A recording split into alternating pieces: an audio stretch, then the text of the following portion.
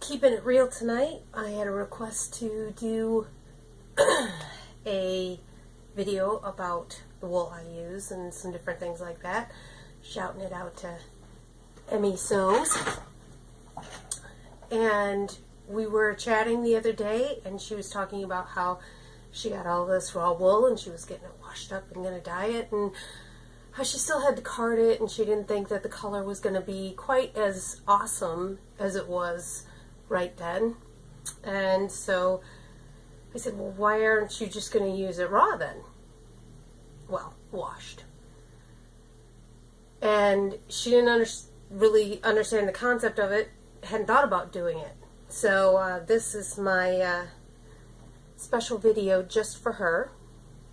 Well, and anybody else who wants to watch me keeping it the way I look when I really felt, in my jammies, usually over on the sofa and not at my work desk, and all of the fun stuff that I like to use and what I use it for.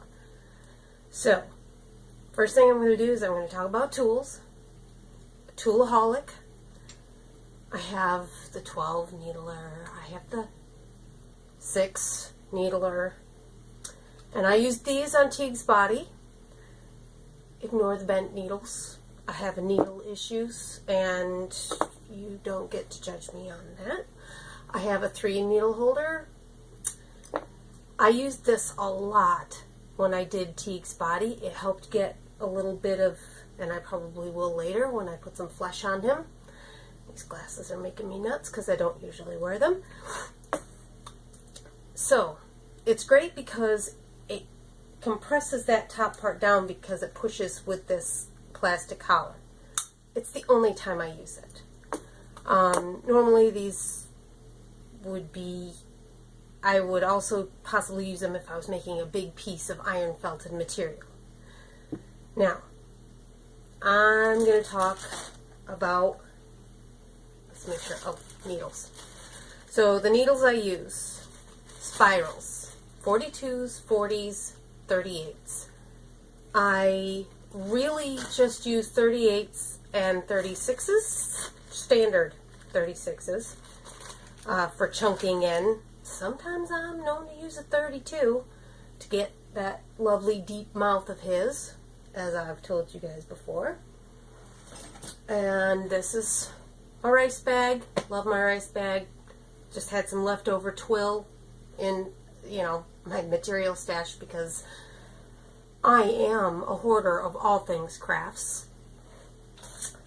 And let's see what else. We're going to move on to locks because I'm trying to keep this really quick and simple. There's so many different kinds of locks. You got tiny locks. I got these from Lee. Farmer Felting Lee. Ugh, I can't talk with this cold. And I've just gotten all kinds of different ones, and somebody asked me, how'd you get all of this stuff? When you're a hoarder, you just pick it up here and there, and then all of a sudden, next thing you know, it's taken over 2 rooms.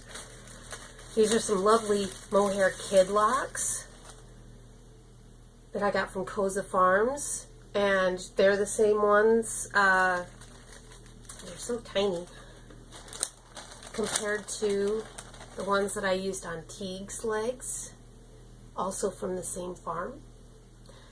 And like I've said before, when I use mohair, I always anchor it with a bit of wool because it's a little slippery and it likes to come out.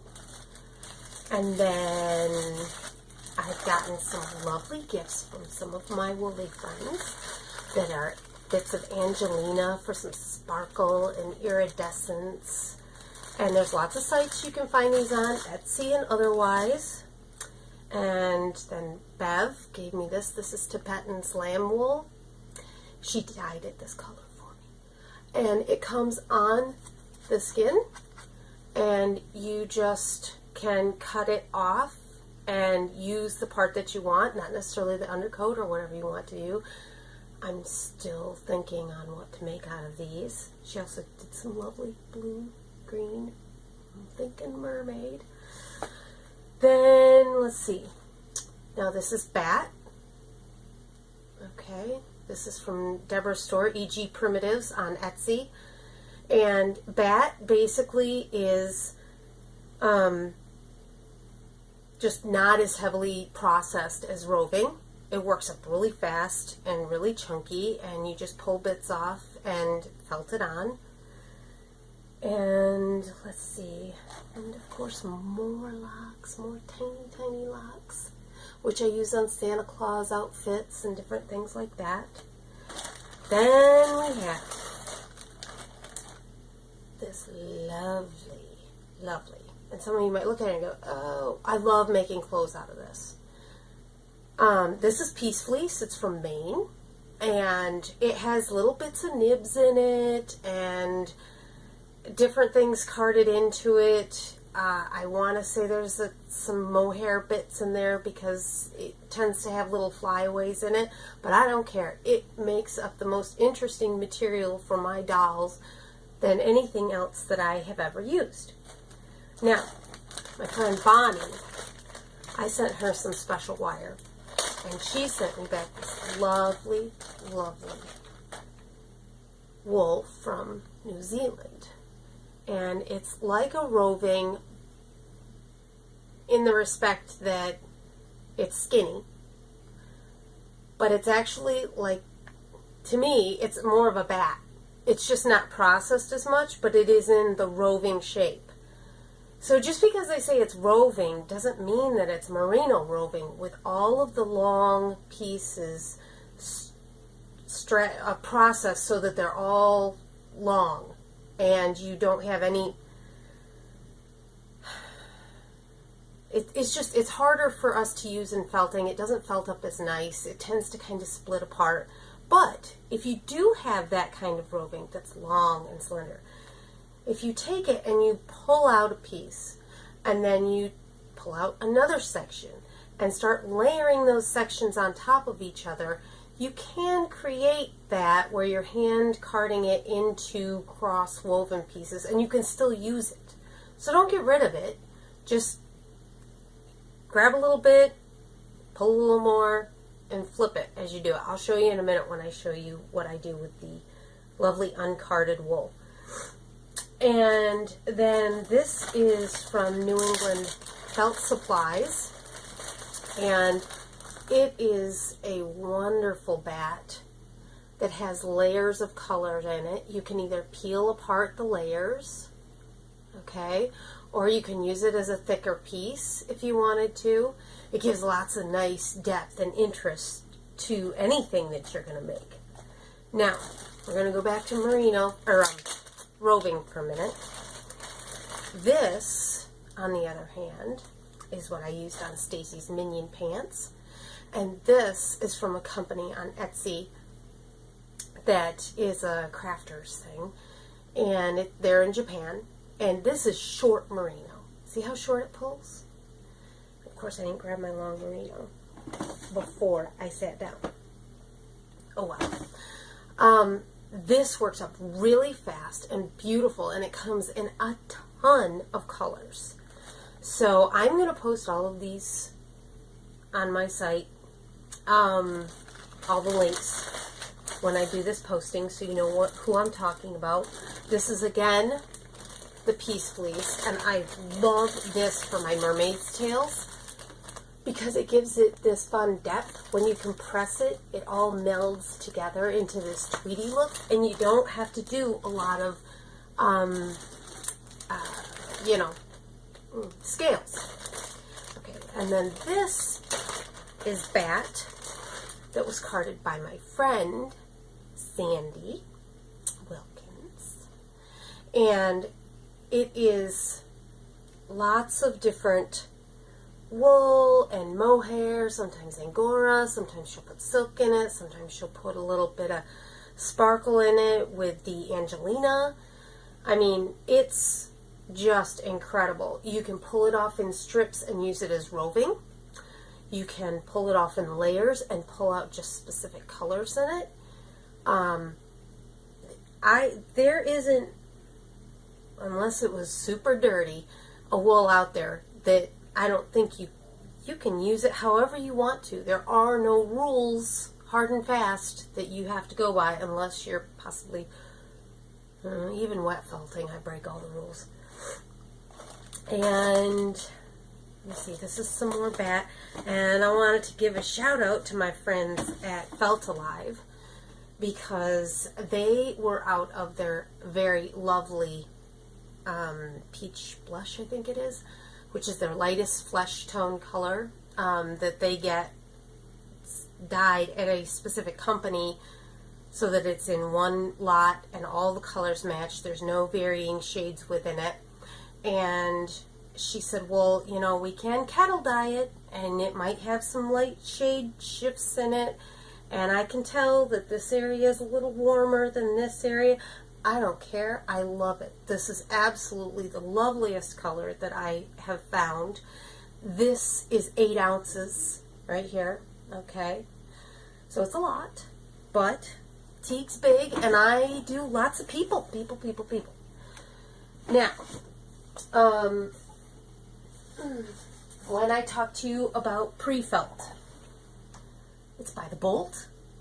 I get it at Joann's. I had a 60% off coupon this time for it, and so it cost me hardly anything. And then I think I had some crazy 20% off on top of it for one of their silly sales that they do.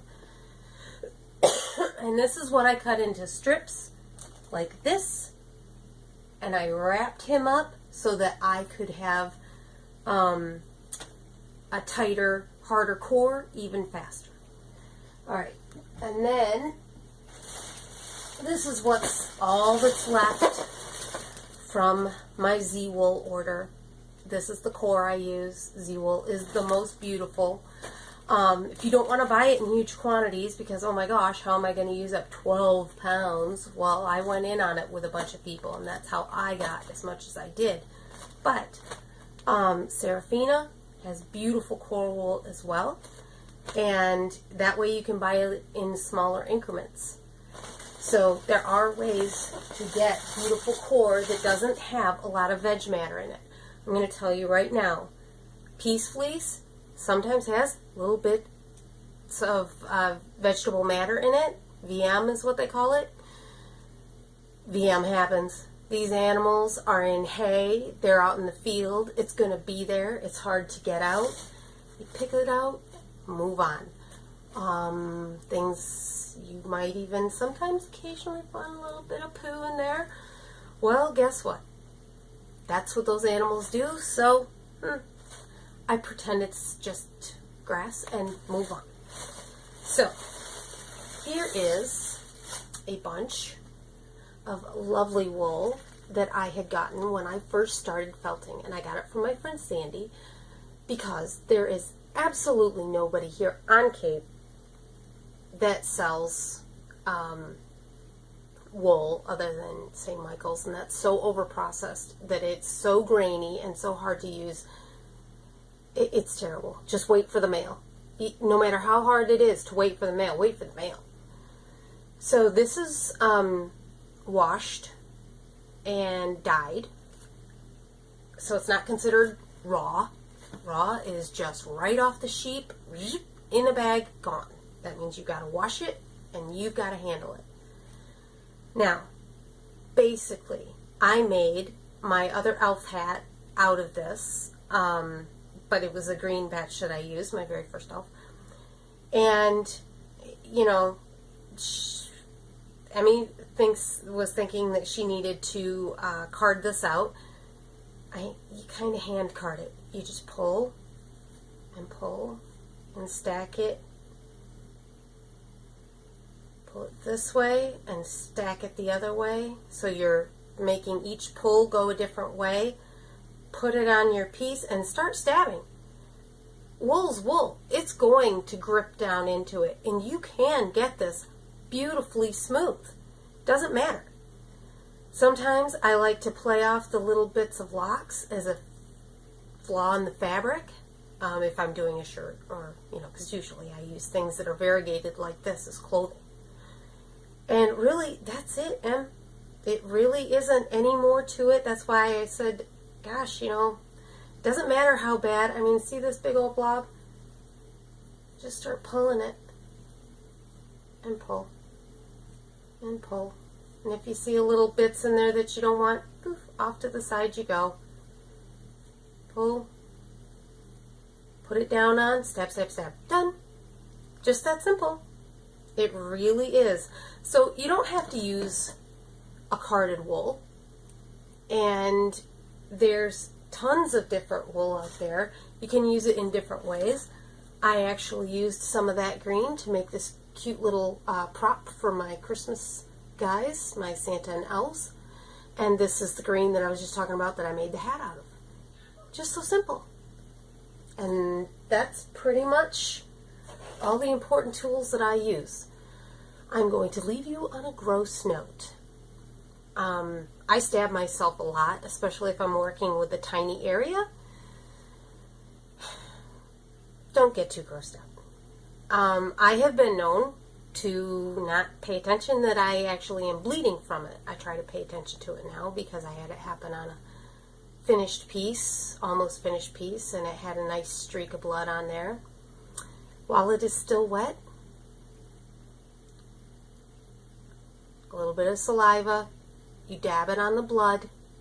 You can use a Q-tip if you want to, because you don't want to get the spit out of your mouth, whatever you're comfortable with. But the blood just magically disappears. So, I'm not saying that anybody that's bought pieces from me have spit on them or my blood on them, because I gave that piece to somebody else and it's gone. But it is a way for you to get blood off of a piece. But it has to be wet. It can't be dried on. So those are my fun tips for now, and hope you had fun on the woolly chat about wool. And Emma, I hope that you just stab away and have a great time doing it. Night.